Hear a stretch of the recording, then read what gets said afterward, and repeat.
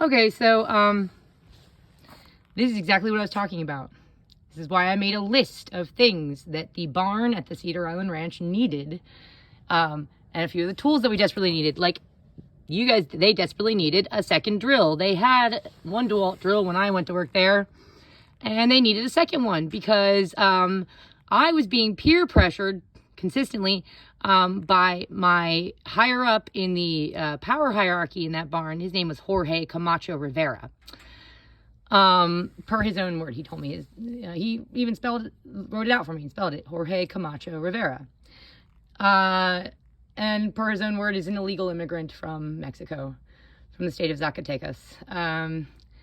And yeah, so he was continuously peer pressuring me and telling me, playing off my empathy basically. And I suspect for David St. Sing, because David admitted to me as he was telling me, giving me stupid bullshit lie explanations why he was firing me. David admitted to me, said proudly and chuckled about it, that he is cheap. And it's good that Jorge's learning that he's cheap, because that's how he maintains his millions. That's how he made his millions, and that's how he maintains them. So one of the ways in which I've learned, because I was educated with the children of millionaires at the Petty School in New Jersey. I was a lifer there. They gave mad props to lifers. If you were a lifer, that meant you were there from 8th through 12th grade. That meant you could withstand 5 years at the Petty School.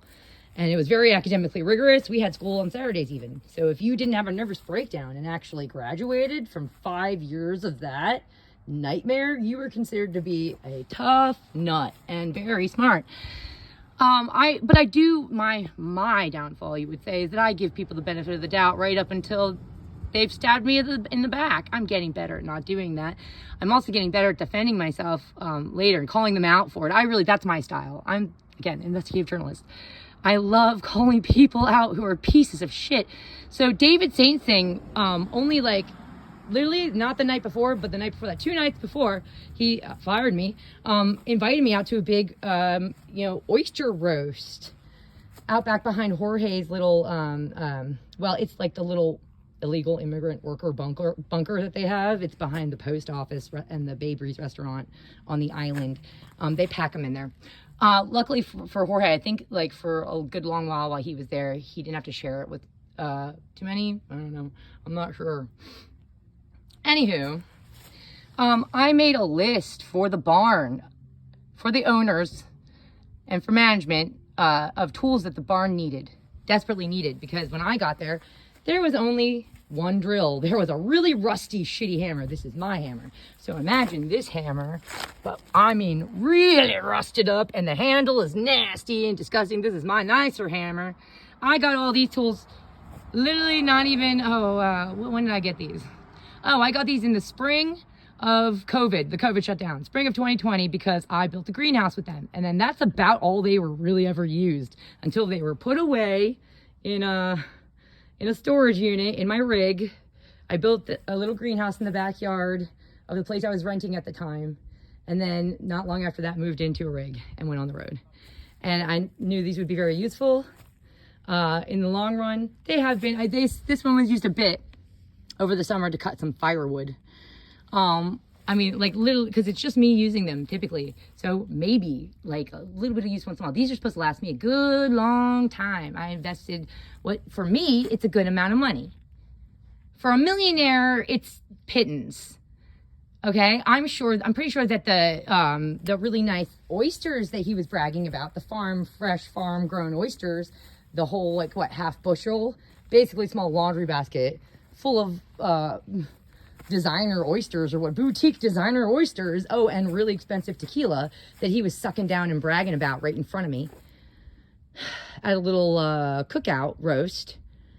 I'm pretty sure all that was more expensive, or maybe about even with the amount of money it cost me for the set. Although I'm half certain, I'm not 100% sure, but I think this might be the barns. I think I might have accidentally taken the barns because there's a lot of wear there. Either I took the barns, because the barn had like one DeWalt drill there. It didn't have a circular saw, and they desperately needed one because I think there's one on the island, on the whole island, that gets shared between the motel and the barn, and maybe like I don't know what the post office, don't they rent from you? I don't know. Maybe the restaurant. It's ridiculous that stuff, it should be in a locked toolbox in the back of the barn or in the barn office. The tools, every single tool that's necessary in that barn. Note, we don't need a driver. That's why I didn't put a driver on the freaking list of tools. I didn't put the whole freaking DeWalt tool set, did I? I said we need another drill and in the barn. Well, more importantly, the owners, David Saint Sing, he needs another drill in that barn because that's his barn, those are his horses, and that is his responsibility, and he's a freaking millionaire, and he can afford a whole other freaking DeWalt drill tool for that barn. Can he? And he can afford a freaking circular saw for that barn specifically, not one that floats around the entire island. And he can afford a little lockbox toolbox if he needs, and he can implement a little freaking sign out system if he wants. If he's worried about someone walking off with his tools. But to have one of his employees, like Jorge Camacho Rivera, basically peer pressure, not basically, he did. He peer pressured me. He played on my empathy, which this is something that lots of employers and millionaires do all the time. I know because I was educated with their children, and I've worked with many millionaires during the course of my career as, and a creative consultant, a graphic designer, so on and so forth. I wasn't just an art teacher. I was a designer. So I stepped back. Again, I think I wrote this to Elaine Crowell, who's their HR person, once. I was trained in art school, in design classes, to step back and analyze a product and a system for its flaws, its user experience, where it's leaking money, where it's inefficient, where it's dangerous to the users and to the operators, the employees. I was trained in this. And I was also trained, here's the thing, the signature of a master is finding the most elegant, simple solution for problems, and hopefully a solution that could solve many of the problems. And that's what I did. I was told that, the owners are going to buy us stuff that we need for the barn. I was told by somebody in the office. I was told, and it's the owners went and bought stuff that other parts of the ranch needed. But, the barn didn't get the tools it needed. I went ahead and made a list. I was told to make a list of stuff I thought that the barn needed. I didn't put the whole DeWalt tool set on there. I said the barn needs another drill. The barn needs a circular saw. Because Jorge, within about the first 2 to 3 weeks that I got here, started peer pressuring me and playing on my empathy. This is what millionaires will quite often do, and employers in general will do, is especially with our female employees. They play on their empathy and use their empathy against them and use it to take advantage of them. We use that in the barn. That's mine. I put these on the list because these are useful. I mean, these are mine, but I put zip ties on the list because zip ties are useful. Very useful, and we could use them around the barn in a few places for a few things. I did not put a driver because we don't need a driver, because we're not thatching roofs on the barn. But a barn needs 2 freaking drills because fences get kicked down by horses all the time, and I can't tell you how many times I've had to be in there juggling a half a plank of wood and 1 drill and a handful of screws or a box of screws, and Jorge on the other side of the plank of wood, and we only have 1 drill amongst us. So when I'm done trying to get the screw out and get it in and get the drill there and get the the wood leaned up, and hopefully I don't drop any of this stuff into the sand. We all have, Jorge and I and Quinn dropped all kinds of screws and stuff because there's no tool belts. I put tool belts on the list so that we have a proper tool belt to put on. At least 2 tool belts. 1 for each person on either side of the plank of wood. Mending fences for horse stalls is a common thing in a barn that houses horses. That's something you're probably going to do at least once or twice a week. That's been a problem at least once or twice a week. It should be an efficient thing. It should be in and out as quickly and efficiently as possible so that you are not spending too much time in that stall with that horse, risking spooking it with your drill and so on and so forth, which means each person should be walking in there, each carrying one end of the plank of wood, each with a tool belt on their hip and a drill hanging from that belt and a box of screws also in a satchel from that belt. That way, they are just walking in there, carrying a plank of wood each, and it's easier to just position it on the post, take out a screw, take out your drill, and get it done. Zoom, zoom, zoom. And you don't have to pass it off. By the way, it's ridiculous to be on the other end of a plank of wood trying to pass this off to the person on the other side of the plank of wood. Because you've used it a bit, but it's not like you know how if you've ever done any kind of construction or carpentry or anything like that, you know things that go wrong. Like maybe you used it a bit, but it turns out like you can't completely screw in something on your end until they've screwed in something on their end or whatever, just for whatever reason. That like stuff happens. And so like that, it's ridiculous that we have one drill between us that we have to pass off to one another when we're still trying to juggle each end of a freaking plank of wood. Oh, and extra screws and shit that's in our hands. Because you can't be bothered to buy a freaking tool belt. Put your freaking name on it, David, if you're worried someone's going to steal it. Go ahead, put David Saintsing in marker on the inside of the tool belt. Okay? Did your mommy put your name inside your underwear? Freaking ridiculous. Millionaire, like, tricking women out of their tools and into letting them, like, put a bunch of extra wear and tear on their tools. Look, you see? They had their tools. They didn't have a saw like mine. They used my saw many times to cut wood for the, for the stall for Shania's, the wall, the new wall in Shania's stall, for many planks of wood for the fence. All kinds of little things. Wood that we needed to kind of adjust and position, water troughs and food troughs, hay troughs, and anything that we need for the horses. Like some horses will kick stuff around too much and mess it up too much. So it's better just kind of screw or nail it. Oh, sorry, for the owners, because this is going to go to the owners. Because I'm explaining to them that they need to compensate me for the wear and tear of my tools because they put Jorge in charge of me. He was higher than me on the hierarchy of power and position. I was told to do as I was told by him. Anything Jorge told me to do, I was supposed to do. And Jorge was hardcore. He didn't tell me I had to lend my tools. Oh, by the way, this is what I brought in. That bag full of tools. See all these tools? And rope and anything they needed. And this, here we go. This bag full of tools. 3 whole bags full of tools.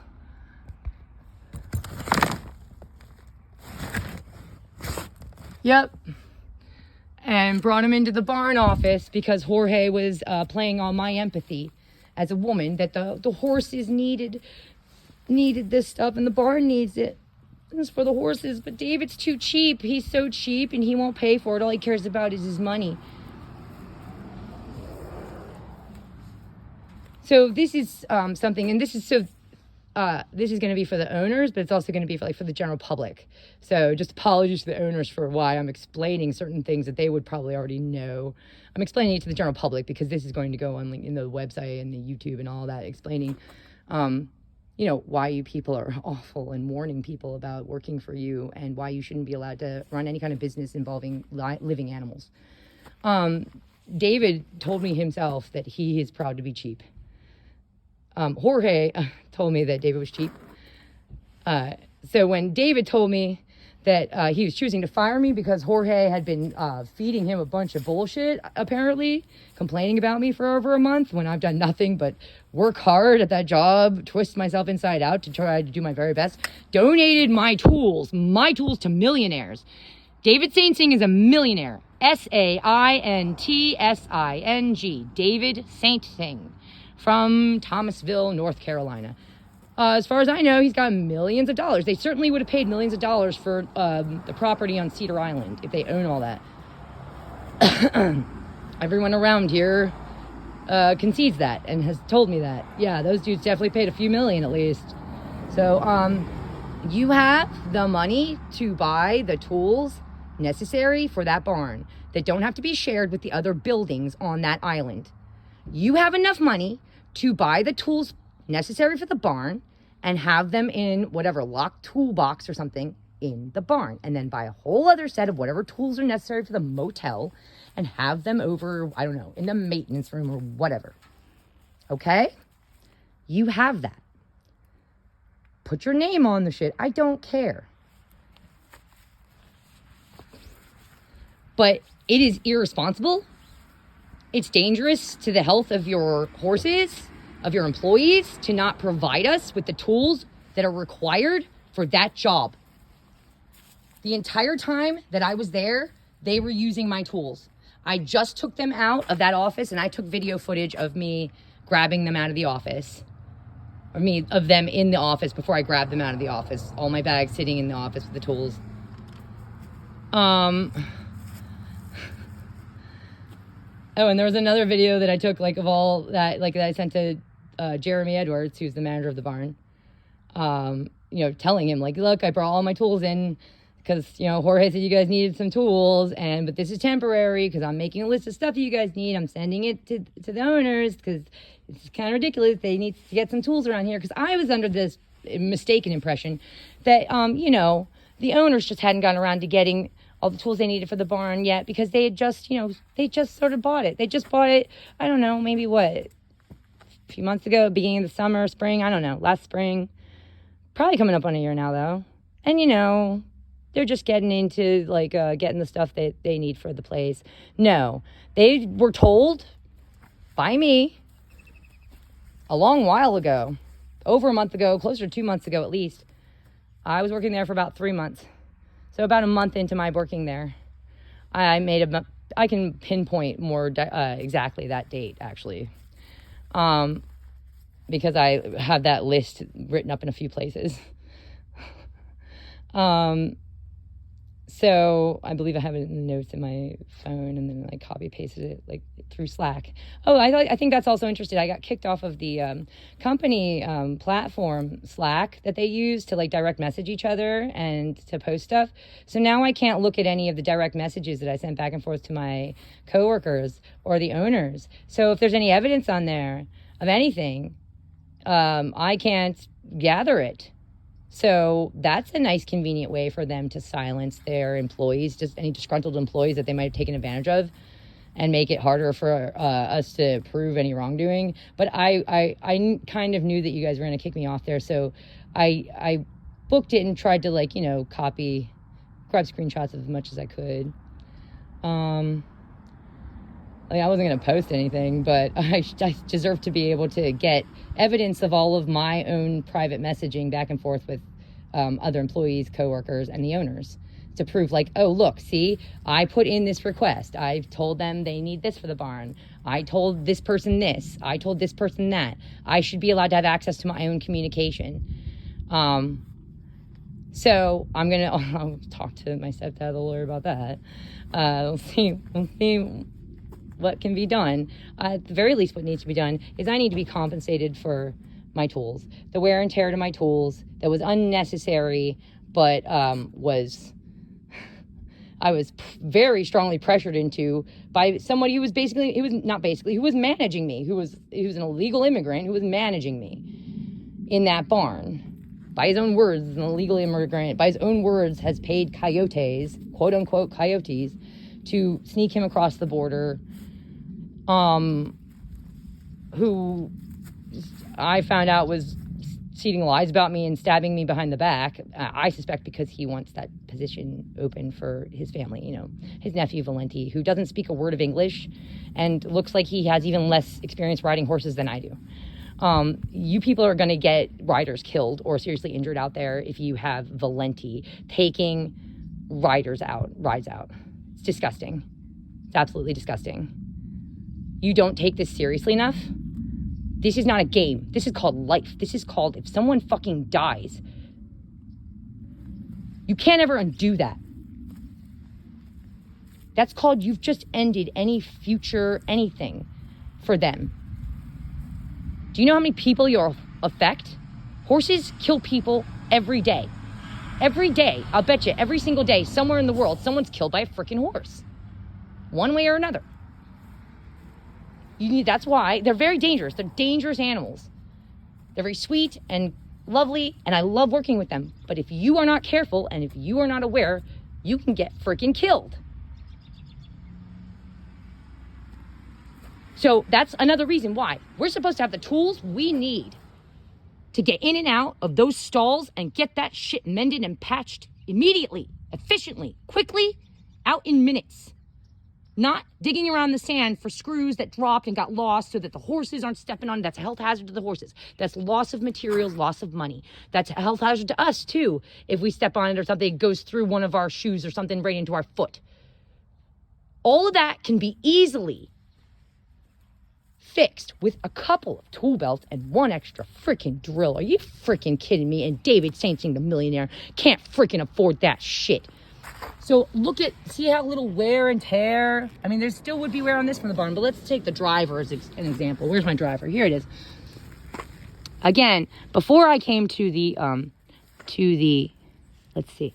I came to Cedar Island to work, my tools all had very little use and very little wear and tear and about the same amount. See how little wear and tear. And I'm half thinking, because I don't believe that my drill had this sticker on it, but I'm half thinking that this is the barn's drill. And this is another reason why I wanted David to buy his own freaking drill, the millionaire, to buy his own freaking drill for his own freaking barn. I can't believe I had to freaking lend my power tools to a freaking millionaire. Absolutely disgusting and shameful that you do this to your employees. And he said to me, David chuckled. He chuckled when I told him that Jorge said to me that he was cheap. David chuckled and said, yeah, good, Jorge's learning. I am cheap. That's how I made my money, how I maintain it. Yeah, too cheap to buy all the tools you need so that your employees have a proper working environment, so that there's less risk to your horses, to the people working for you. Too cheap to do the proper stuff for a lot of those animals. I'll be making more videos about that. This is probably going to go up on a website and on YouTube. But yeah, I'll let you know if they do compensate me, guys, public. If they compensate me for the tools, I'm fair. So if they compensate me for the tools, I will make another video saying, okay, they compensate me for the tools. There's that at least. But let's see if they're jackasses. Let's see if the Mr. Millionaire can't fucking dig deep enough in his pockets. The Mr. Millionaire who only a few nights ago was sucking down a freaking basket full of oysters, designer oysters from the oyster farm, and a bunch of tequila. You know what? When I lived out in the dunes this past year, I lived out in the dunes of my hometown in the summer for at least a couple months. No running water, no electricity. I just biked back and forth 15 minutes across the island to my job. And I just started, because I just come back across the country. I spent the winter in LA. And I used up most of my savings coming back across the country. My mom convinced me to come back and visit with the family and all that for the summer. Yeah. There were days that I had no money out there because I just started the job out there. I had maybe $1 to $5 from like the tip jar while I was waiting for like my first paycheck to come in. There were days where I fed my cats better than me.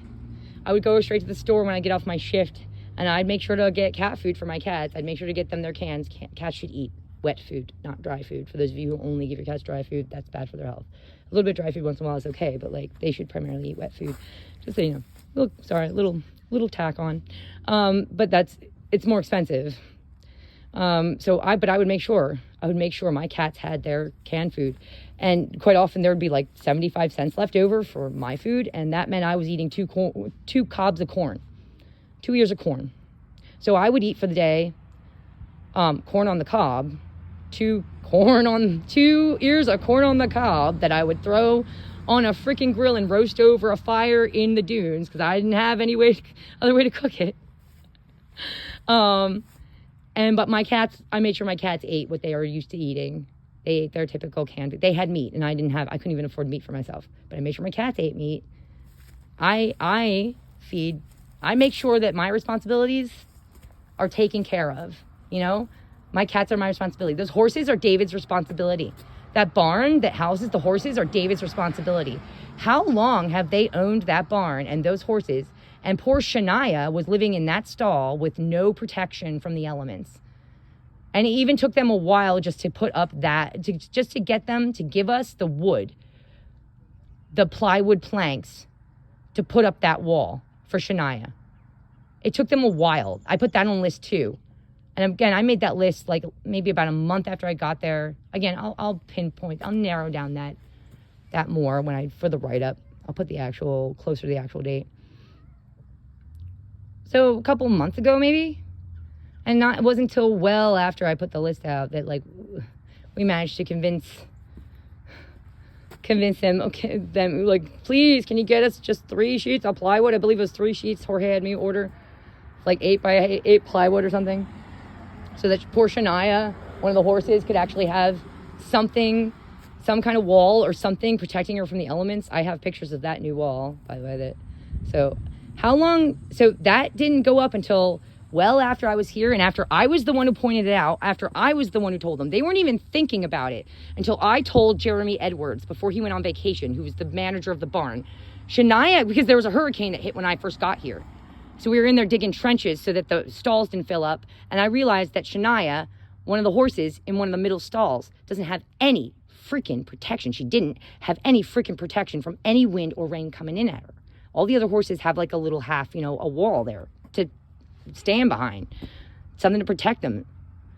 So there's a roof, obviously, but if there's a bunch of wind blowing rain right in, like the whole stall was open and exposed to a hurricane.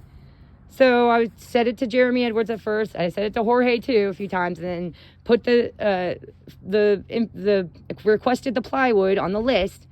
And then finally, after like a long while, too long after I got here, and pressuring, finally, David Saintsing the Millionaire managed to scrape together enough money to give us the money we needed for 3 sheets of 8-foot plywood to put up a wall in that barn for that poor horse, so that she wouldn't have to stand there in freaking hurricanes, pouring water and stinging wind coming in at her.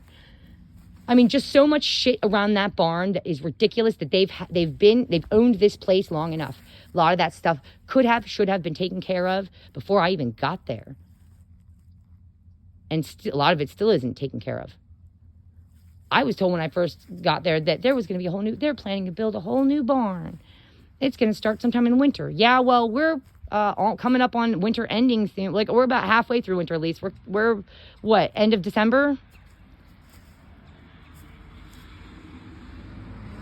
It's going to be spring soon. Like, when's the new barn going to go up? I haven't even seen anybody out there to, like, scout out areas where it should go, or I haven't seen anything like any kind of foundation being laid or any area being cleared out or prepared for this new barn.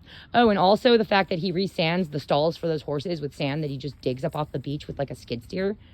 There's trash, all kinds of disgusting trash in that sand that gets washed up there and buried in that sand, and then just gets dug up with a giant freaking scooper from a giant freaking construction vehicle and dumped in the stalls with those horses. And then people like me, the barn hand, Cat Phillips, would use rakes and shovels and stuff to flatten it out. And then I would find things. I kid you not, I've found aluminum beer cans. I have found windshield wipers from cars. I found all kinds of broken glass galore. I found sharp shards of metal, all kinds of sharp shards of metal and all kinds of shit in that sand. And not even just after they dump it. Like, no, I've been finding stuff I found stuff before they resanded the stalls. They resanded the stalls while I was here. There's that at least. But that was also probably because I was making a big stink about how, like, dude, they really have created a floor here in their stalls that's basically like clay made up of their own shit and urine and some hay. Perhaps this should be, once I understand it's a barn. I said this, like, I understand that it's a barn and it's not going to be like a hospital. It's not going to be sterile, but like There are certain standards even for barns, guys. Okay? And Jorge himself, Jorge Camacho Rivera, told me himself that when he first got here, he said that Jeremy Edwards said this to him, that they only used to muck those stalls once a week. That is filthy and unsanitary and inappropriate and unacceptable. And why do I get the feeling that boys will be boys and boys like to be lazy, but they like to pull down big paychecks? So if there's no women in that barn to get on them, to do the right thing and try a little harder and light a fire under their ass with some empathy and go like, why don't you think a little bit about, you know, the experience of the horses that you're supposed to be taking care of? Why don't you, like, you know, do a good job for the sake of doing a good job? Because what else you can do? I'm sorry. Oh, sit around on your butt watching videos on YouTube. That's really sad. So anyway, so they don't want mommy to be there telling them, you need to do better than this. They don't want that. I think they probably put on somewhat of a show for me while I was there, and probably will for any female for the short period of time that she works there, because from what I hear, females come in to work there, they only work there for a little while, and then they drop off like flies. And then there's a nice long period of time, I guess, for them where all the boys get to just do as they please in that barn. And there's no female there telling them, this is sick and unsanitary. Like, this is gross that you let it get this bad. You can't even wipe shit down once in a while. I mean, I freaking wiped down and reorganized that entire barn office. It was disgusting. It was filthy. I mean, there were layers of dust in there from years and years and years ago. So that means, how long was Jeremy and Jorge working there? I heard Jeremy a couple years. Jorge was there for at least 4 months before I was there, and none of them had ever heard of picking up a freaking rag and some freaking Windex and wiping some shit down once in a while. Boys will be boys. Boys like to be lazy but pull down big paychecks. So that's what I think the game might be going on over there. They have to appease HR requirements. Like, it won't look good if there's only males ever hired to work in that barn. So once in a while, they probably have to bring in a female for a little while and then bully her out. Find some stupid reason why she has to go after they've put on some little show of like, look, see, we resand the stalls once in a while. Yeah, look, see, we take care of the horses by putting a little bit of cream on this open gash on their ankle that hasn't healed up in over a month.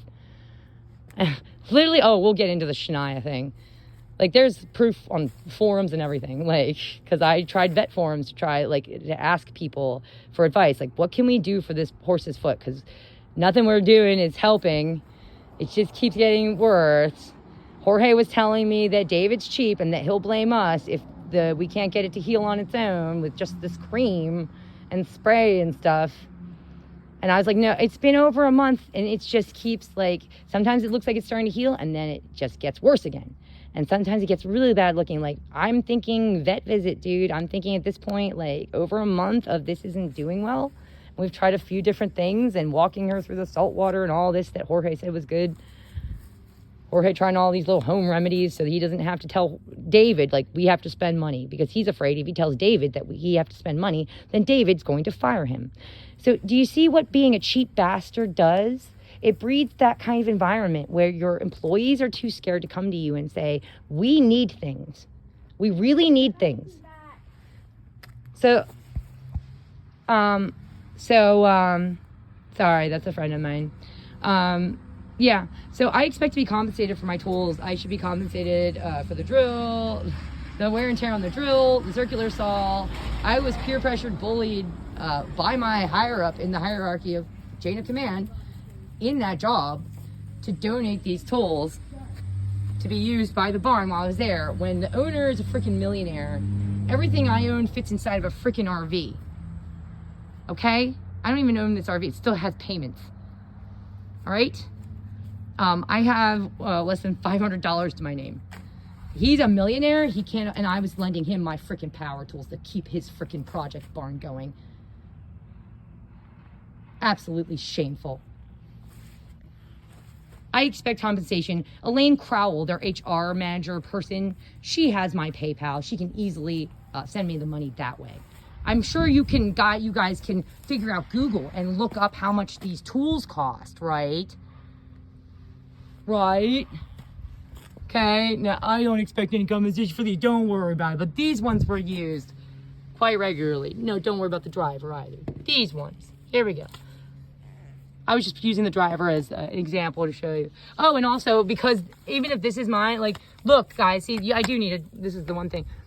This is another reason why I was like, this needs to be very temporary. You need to buy your own drill. Like, there needs to be a second drill for that, that barn. Now this is jammed in there. It's rusted and jammed in there, and I can't freaking get it out. It's been rusted and jammed in there because somebody decided to jam it in there and leave it in there instead of taking it out when they were done using it, because that's proper tool use, right? You take this thing out so that it doesn't do that, doesn't rust in there. And then they put it aside and set it there, and we are right by the sea. We're right by the, okay, again, that barn sits in dunes on sand by a beach. Salt water in the air everywhere. Yup. Rust fast. Everything rusts fast. Unless it's put away, like, and dealt with properly. These typically, when they are mine and being used only by me, are stored in here. But these, when they were being used in the barn, were being stored openly in, like basically sitting in these open bags. And there'll be another video posted that shows like the whole inside of the office and everything, and pictures I've taken. And you'll see exactly how it all looked with the bags and open, these 3 bags open on the floor, and the tools all laying out on top of them and everything. And that's how it would happen, is these would just be dumped basically right back on top of the tool bag. So yeah, my tools suffered a significant wear and tear because Millionaires are too cheap to buy the tools they need to keep up their project. But I will make another video. I'm fair. I'll make another video if they send me the compensation that they owe me for my tools. Oh, and for a battery too, unless the battery comes with. Batteries I have came like with the tools that I bought. Freaking ridiculous. Then I'll make a video saying, okay, well, at least they did that. At least they compensated me. At least they're not telling me that I'm total trash and they don't respect any of my time or my money, my tools, my property, my labor, my efforts, my trusting them. They don't respect that. They don't respect that I trusted them enough to not take advantage of me. All right, well, yeah, you get the gist. We'll see if I make like another video that pares this down more. I am a bit of a chatty cat.